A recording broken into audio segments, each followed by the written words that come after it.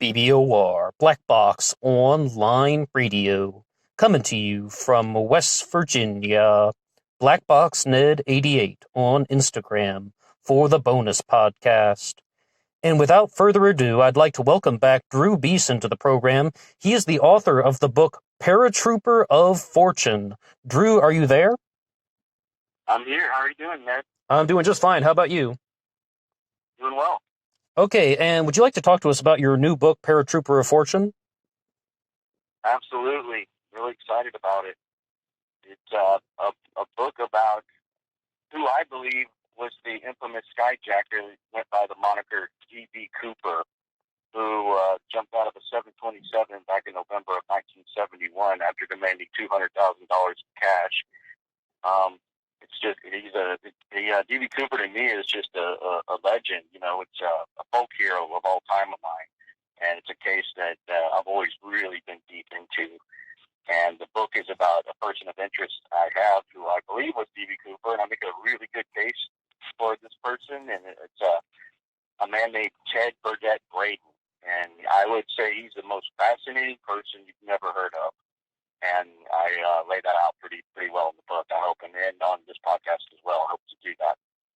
Okay, and mind if I read off the subtitle of the book here? As you said, it's the story of Ted B. Braden, Vietnam commando, CIA operative, Congo mercenary, and just maybe D.B. Cooper. So Vietnam, CIA, Congo, D.B. Cooper, which angle would you like to start with first? Wow, with this guy, you can go in all angles. And he's not one of these guys that you have to lay on this could have been associated with CIA stuff, because he absolutely was. You know, he started out joining to go fight in World War II at the age of 16, right about his age.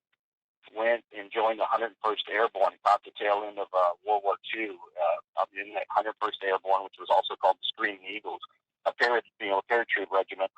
And he was involved in the Battle of the Bulge and stripes there, and saw some pretty heavy combat as a very young man.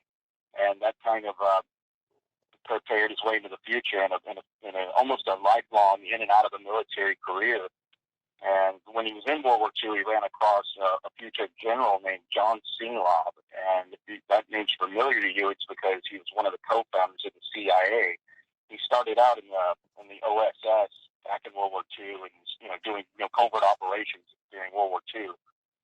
He was also considered one of the godfathers of the founders of the Special Forces, what became Special Forces in Vietnam, which Ted Braden was also a part of. And you talk about deep CIA ties. It's a guy like John Singlov and what he saw in Ted B. Braden, who is this literally a super soldier. I mean, this guy was just the baddest ass of all the badasses. I mean, like at the top. When he went to Vietnam, he went over to Vietnam in 1965. With Project Delta, and then he eventually got absorbed into a group called MAC-V-SOG, and that stands for Materials and Assistance Command Vietnam Studies and Observations Group. And that's just a nice way of saying the Black Ops of Vietnam. These guys were the real badasses that went across Laos. They did executions. They did prisoner rescues. They tapped enemy lines. In fact, Ted Braden's team, which was called RT Colorado for Recon Team Colorado, did the first successful wiretap in Laos, in intercepting enemy transmissions, which led to the B-52 strike being averted. So pretty big stuff. And when these guys got over to Laos, obviously they weren't supposed to be fighting there. It was a secret war because of the Geneva Convention. So if any of these guys got caught, you couldn't be identified. You couldn't wear anything identifiable on your body, not on your weapon, not on your uniform. You had to be what they called sterile, and because you weren't supposed to be there, obviously. And as soon as those guys got inserted over in the Laos, and they were, typically they were on 6 to 8 man teams, and their leadership was done with a number system of 1-0, which is what Ted Braden was the team leader. And then you had the 1-1, and that would be the assistant team lead. Then you had a 1-2, which was a radio operator. And then the balance of the team is usually made up of indigenous troops over in the area, mostly what they called mountain yards. And that was some indigenous fighters that were from the area that were trained with the U.S. Special Forces over in Vietnam that would fight with them. And they would round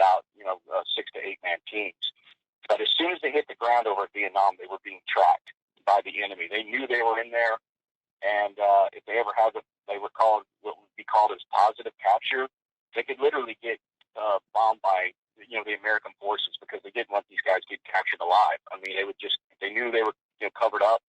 The U.S. guys might come in and bomb them and kill them all just so they don't get captured because it was that covert. So My these gosh, guys wow. were hardcore badasses, really elite, and I think that's what really brought out Ted Braden's skills. But he did a lot of crazy stuff over there. Obviously, like I said, he started as a paratrooper in World War II, and he excelled at skydiving. I mean, he was just really good at it. And when he won a lot of awards, he was in a parachute team called the Golden Arrows, which was part of the military in the early 60s. And he was stationed out of Germany, and they would do competitions all throughout Europe, and he'd win a lot of these with his team. And that's when he reunited with General John Singlov, who I think was a major at that point. And they would meet at the parachute club there in Germany and talk about World War II days, and also any way they could figure out how to infiltrate an enemy. I mean, anything was on the table about how to penetrate an enemy force and find better ways of covert operations. Really began there, and that's where those two guys really formed a friendship and camaraderie that I think lasted a long time. And I think he also, Singlov became Ted Braden a get out of jail free card, so to speak, because Braden was always getting into trouble, and something hidden was always protecting him no matter what he did. They seemed to let him go. And when he was in Vietnam, he murdered an ARVN soldier, which is that's South Vietnamese. That's the same side that we were fighting with, and kind of considered friendly troops. And Ted Braden just didn't like these guys for whatever reason, and he was in a village one day and wound up killing one of these men, and it wasn't an enemy. So obviously he should have been court-martialed immediately, but the whole event just got swept under the rug, and they basically just watered it up and threw it in the trash. So Do you mind if I ask you about that, Drew? sure. Did he actually have a get out of jail free card, or is that like something that you believe, or are you stating that as a fact that he had immunity from prosecution? Yes, and that's the first example of it. There's no doubt that he murdered an ARVN soldier. He was part of an offshoot of the ARVN in Vietnam. Murdered him, probably in some kind of fight or a spat, and they literally threw it in the trash because mainly, from what I'm told by people that knew him over there, is that he had the goods on the CIA because obviously the MACD SOG was run by the CIA initially, and the CIA station out of Saigon in Vietnam knew all about their operations. I mean, when you're going in and ordering assassinations and things like that, the CIA is deeply involved. So he basically was an agent of the CIA, and they were heavily involved with the MACD SOG troops. And another thing that they would do over there, and it was heavily rumored, was they were running drugs through Laos on the American side. Sure. You probably heard the name Ted Shackley before. Really deep in the CIA, was over in Vietnam. It's one of the head CIA operatives, and was literally helping one of the anti-communist leaders in Laos run heroin through Vietnam. And I believe strongly that Ted Braden was part of that operation, and he had not only the goods of what the CIA was up to in Laos, but he knew globally what the CIA was up to. So he could sink a lot of ships, so to speak, and they did not want him talking. So I think that his knowledge and also the friendship with John Singlov, who became a general, and he also became what they call the chief of MACD SOG in 1966 when Braden was still there. He was in Vietnam all of 65 and all the way through 66 up until December. So the story gets really interesting when in December of 66, Braden told his team back at camp, I'm going up to Saigon to meet with, do a debriefing, which is basically CIA guys, and he never comes back. He deserts Vietnam, and no one knows where he is. He's just gone. And we find out later that he went to go fight in the Congo as a mercenary, because to Ted Braden, it was all about money and how much money he was making. He was Of course, right? sergeant first class. Yeah, crazy. He was a sergeant first class in Vietnam, but it just didn't pay enough, and he was always trying to make an extra buck on the side in the black market. over in Vietnam, and he would tell the other guys that he were in his team or that he knew in Vietnam. He said, if you've ever seen me out in public, you don't know me, and I don't know you. Don't even talk to me. But Drew, That kind of thing. may I ask, why the Congo? Because at the time, as he tells the story, and he tells his own story about fighting in the Congo in a magazine article, and it's called Ramparts Magazine, which was a real kind of a anti-government magazine at the time, and it gave a lot of secrets away that the government didn't want people to know, and he had an article that he wrote, and the foreword was written by a guy named Donald Duncan, who was also a special forces soldier in Vietnam, who was moving up the ranks really fast and got very disillusioned with what was going on in Vietnam. Came back to the States, like a big anti-war guy, and wound up writing a lot of stuff and doing a lot of speeches and stuff against the war in Vietnam from after being over there. So Braden tells his story in Ramparts about why he went to go fight in the Congo, and according to him, it's because they were paying double what he was making as a sergeant first class in Vietnam. He wanted to go make more money. But the thing is, he didn't think twice about just leaving Vietnam without telling anyone. So it's like pure AWOL? Oh, he was AWOL. He was a deserter. Yeah, deserter, we should say. AWOL. Yeah. Yeah, he was a full-fledged deserter. So he goes over to the Congo, and he joins a group called the 5 Commando, which is General Mike Hoare's group, a big, famous mercenary leader, but he was already gone, and that unit was taken over by a guy named Colonel, I think it's Ralph Peters, and he was running that group. So when Braden went over there to fight in 5 Commando, he went under an alias named Joseph Edward Horner, which is interesting because Horner was a guy that was killed in Special Forces of Vietnam in training camp when a mortar prematurely exploded and killed him. So Braden knew the guy was already dead, so he tried to assume his identity. Really covert stuff. And for some reason, I found this guy. His real name was actually William Horner, and he was a Canadian citizen that had moved to the U.S. probably when he was about 15, but born in Canada. And Braden assumed the guy's identity. I don't know why he changed the first name. Maybe he was just trying to hide it, but he was fighting as a commando under the name, the last name Horner.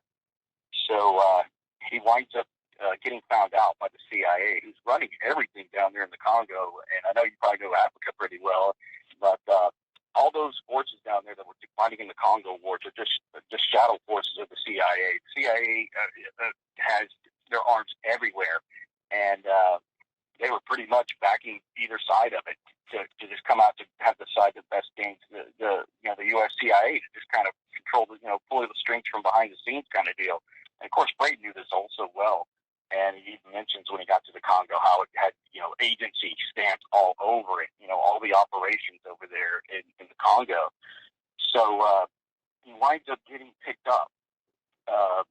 Somebody drags him out to the CIA, and they come and apprehend him, and he hadn't been there, he's just in training, never even got to fight, and they interrogate him, put him in a hotel room there, and interrogate him for 3 days, and, you're a deserter from Vietnam, who did you talk to, what did you see, and all that, and eventually arrest him, put him in a car, take him to the airport, and they flew him back to the United States, and they put him in a cell in Fort Dix, New Jersey. And he's being held as a prisoner. And the story picks up there from a guy that I know really well, Lieutenant Colonel Hank Birch, who was, I think, a captain at the time, when he met Ted Braden. And this is in 1967. And so he's being held in this jail at Fort Dix. And Hank Birch, who I met and know and helped me with this book and with this part of the story, says that he was in charge of watching over Braden as a prisoner there at Fort Dix. And he said the first thing Braden was already set up before he started watching over him, but he said the first thing that caught his attention was that Braden had a TV in his cell. At Fort Dix, he said that's unheard of. A TV? Military brig. He had a television set in his cell. And then he noticed how well dressed he was. He had a perfectly shined brass belt buckle, and he was smoking a wooden tip cigar.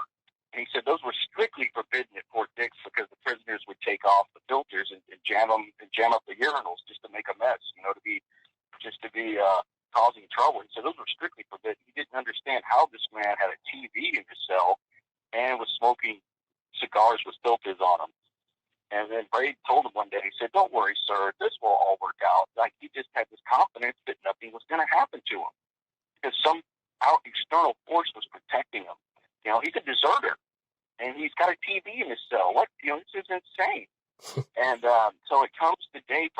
martial there. And they get a phone call from a 4-star general, and it says, we can't go through with this court martial for Ted Braden. And they were like, why? And he just comes up with this ridiculous reason. He said, because there are not enough MPs on base to secure the courtroom. And Hank was like, are you kidding me? This is Fort Dix. This place is crawling with MPs right now. I can go look at 3 of them out my window. And they said, that's the reason. We can't secure the courtroom, so we're going to have to just basically let him go. He's like, let him go? He deserted Vietnam. What are you talking about? Yeah, just let him go. And he couldn't believe it. So there's Braden lines up. They said, you usually line up when you were getting let out in order of your rank. And Braden was a sergeant at the time, and they put him above higher ranked people, like in front of the line, which he said was also really bizarre, letting him out first. And initially Ted Braden balked because they were going to give him a general discharge. They said, basically, we're not going to give you an honorable, you deserted, but we're going to just give you a general, and all you have to do, Ted, is promise and sign this paper that says you will never join the U.S. military again, no matter what you do. You can't come back. But we're going to cut you a break and let you have a general discharge. And Ted Braden actually balked at that. He said, no, that's not good enough, because he wanted to get his wristwatch back. True story. Some watch was so special to him that I heard was given to him by the CIA. I don't know what he could do. I mean, this is 67. I don't know how advanced it could be, but he literally was holding out on this deal they were giving him on a silver platter for a wristwatch. What do you think the motivation was for crazy. that? What's that? What do you think the motivation was for him to get that watch? Do you think it had something valuable in it, or something? I think it did. I think it might have had an altimeter in it, or something that was advanced for 1967 that he relied on. Being a skydiver, maybe it had an altimeter that he could set this high altitude with. That's kind of my guess. I don't know. I don't think it was anything sentimental. From what I know about his background, he wasn't a sentimental type of guy. I don't think it was like Pulp Fiction. I was about to ask about that too. Yeah. Yeah, I don't think it was that at all. I don't think it was his dad or his grandfather, because this guy was the black sheep of the family all day long. I think it was given to him, for running jobs for the CIA, and it was a special watch.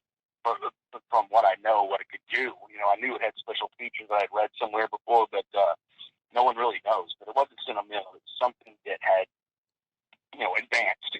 But even that's like a secret reason. Recording device, something James Bond-like is my, interpretation of what it was. Okay. So what's next then? So actually, he gets let out. It's really mysterious. I mean, and left an impression on Hank forever, who was like, spent all this time years later trying to put the pieces together of what happened to this guy. So he gets let out. Not much is heard from him all the way through the rest of 67, all the way till about early 1970s. Then he gets married to his third wife. And, third? Yeah. His third marriage. And his third wife has four daughters of her own from a previous marriage. They're all from the same father, four girls, 4 sisters. And he gets married to her in Atlantic City, New Jersey. And that's when he first comes back on the scene. So at this point, and I was able to speak to the youngest stepdaughter, whose recollections are pretty good, but not as good as the older sisters, who, for some weird reason, wouldn't talk to me to save my life. It's really strange. And actually, the youngest even clammed up after I had her talking pretty well. And, I didn't bother her at all. It's one of the strange things about anything revolving around D.B. Cooper. It is really bizarre, even more so than the Zodiac ever was. I mean, Cooper case, no one died. The guy stole some money. It's not the biggest deal in the world, but I'm telling you, there is this weird shroud of mystery. And I know a lot of other guys that have other suspects who've written books about this case. They could tell you some bizarre stories about information people have, emails getting hacked. I mean, just strange stuff. But anyway, the story picks up in 1970, and he's living in Chicago with his third wife and his stepdaughters. I think 3 of them. I think the other one was older and already moved out, something like that. But they were living in a penthouse apartment. That came later. That was actually later in 71. But he gets married in 70, and then they're living together. And then the D.B. Cooper heist happens in November of 1971. And she recalls about that time. And I know Bruce Smith, he wrote a book about D.B. Cooper called D.B. Cooper and the FBI. Very, very great book. It's like the Bible on the whole case. And I know Bruce. And Bruce actually got to talk to the third wife. I did. I only talked to the stepdaughter, and he asked her, do you think that your husband was D.B. Cooper that jumped out of the plane to $200,000 in 1971? She said, yes, I do.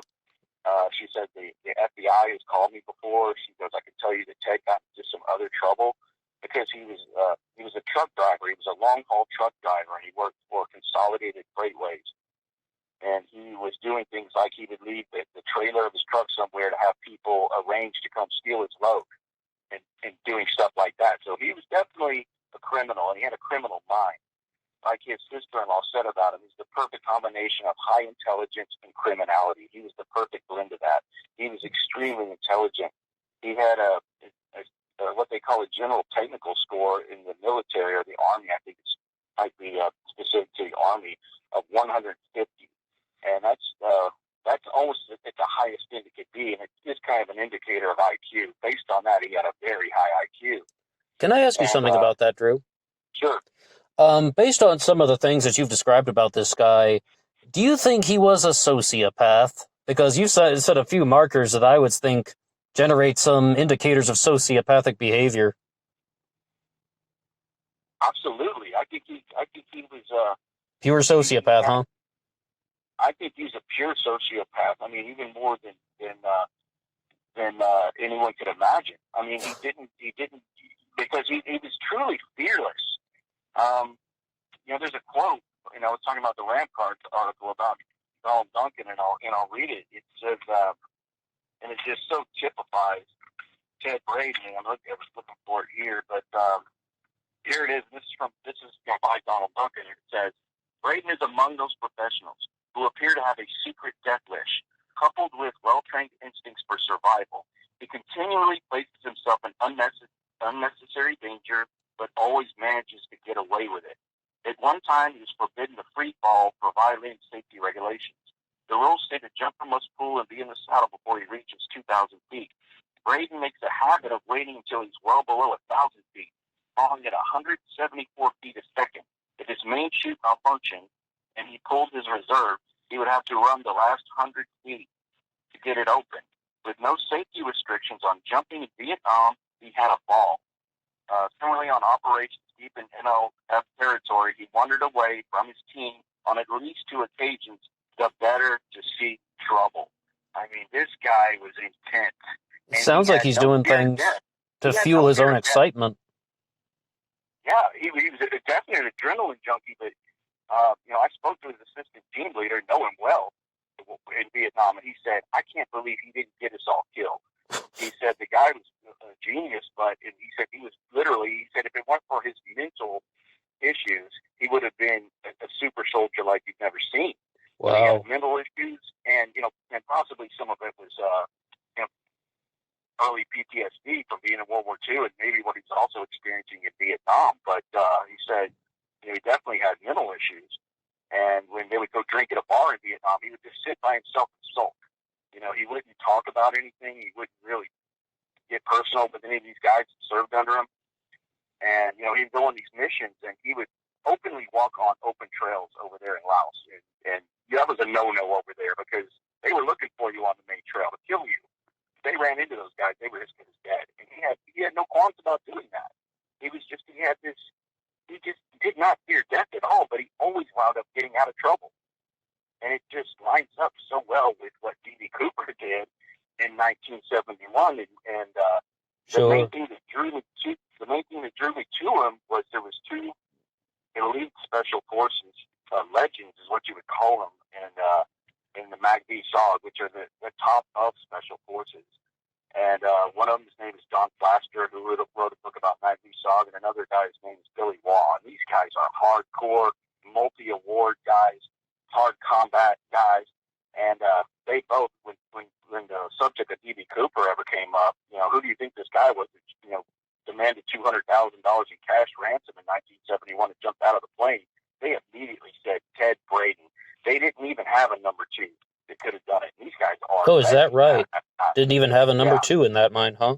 They didn't even have a number 2 out of all the special forces, and most of these guys could do what they call halo jumping, which is high altitude, low opening. Braden was a pioneer of that. But sure. They said, it said, we don't have any, anything that we could prove, say for sure that it was him. They just said that the crime so fit him and his ingenuity with having a briefcase bomb, because that was a game changer. D.B. Cooper hijacked the plane with the threat of a briefcase bomb. That has never been done. I mean, think about that. How did you defend against a briefcase bomb that might go off? It was brilliant. And when you read about the case, you read about how calm D.B. Cooper was. I mean, he's demanding $200,000 in cash. It lands at the airport. They could have used snipers on him, came on the plane. There could have been air marshals, but the guy was cool as a cucumber. I mean, he was polite. He was wearing a suit. They all had him middle-aged. Ted Braden in 1971 he was 44 years old, perfect middle age. He looks like the sketch. If you look at the cover of my book, you'll see that. I mean, it's striking. And just had all these attributes of being just cool under fire. I mean, even from that kind of combat in Vietnam, a lot of those guys would still, you're going to be fairly nervous pulling off a stunt like that, jumping into bad weather with $200,000 strapped to you. And that's another thing. When he demanded the money in ransom, he specifically told them that he wanted it in a knapsack. Well, they brought it in a bank bag. It was $20 bills. It was 30 pounds of $20 bills.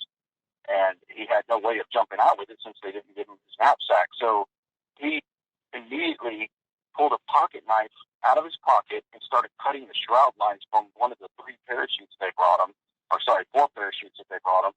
and starts tying the money around his body to be able to jump out of the plane with it. I mean, that's special forces there. I mean, this didn't panic, didn't get mad, just immediately goes about business and straps that around his body. And if you don't know what you're doing with that kind of weight strapped around you, jumping out of a 727, no less, a jet, you could spin out really fast if you're not a really advanced skydiver. And the FBI early on, which is really strange because this case can go into as far as conspiracy as you want to take it, but they immediately started painting D.B. Hey, Drew. Guys. Yeah. Excuse me for just jumping in right here. We actually have a break coming up in just a second. So this is at the end of part 1. First and foremost, where can everybody find your book? It's on Amazon.com. The Kindle version will be up. I mean, you'll probably get your upload done before the book's available, but it'll be available about 3 or 4 days after this upload on Amazon.com. The Kindle will be out, then the paperback a little after that, and then I'm doing an Audible for the first time as well. All right, and we'll be right back with Drew Beeson talking about D.B. Cooper and the CIA and all about Ted B. Braden back in just a second. And for you people listening live, look out for part 2 real soon.